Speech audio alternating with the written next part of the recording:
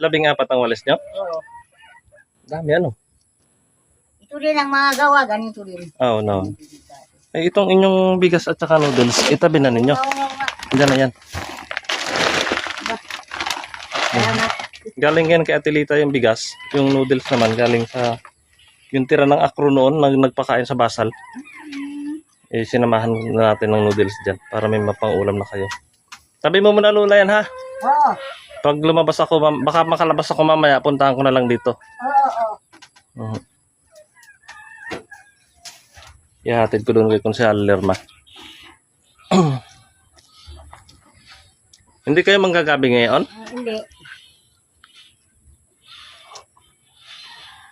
Bago kayo yata, walang laman yata yung kaldero. Yan lang ang kanin nyo? Ito na kanin? Bahaw eh. Yun. Oo, baw. Bahaw pa? Kagabi pa yan? Hindi. Kaninang umaga. Kaninang umaga. Baon ng Eskwela. Anong ulam ninyo? Wala na. Wala kayong ulam? Ay, Damay kanina, Yus. wala nang ulam? Walang ulam. Ngayon, yung noodles pwedeng lawakan ng mga talbos-talbos, ano? Yan, maghanap kung may ano. Oo. Kayo mahilig magtatanim ng yung talbos ng kamote. Sarap yan sa kwan. Masarap yan. Masarap sa noodles. Oo. Kung kayo ay gustong talbusan yan, Talbos ng ano? natin, kamuti. Pinalalaman nyo yan eh. Hindi ah.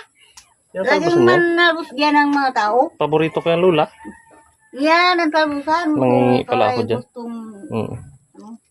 kumanampang gulay, yan. Yan. Lagi. Si iba ngayon nandiyan ng gulay. Diyan ang gugulay.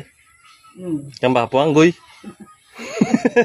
Wala. Wala sana.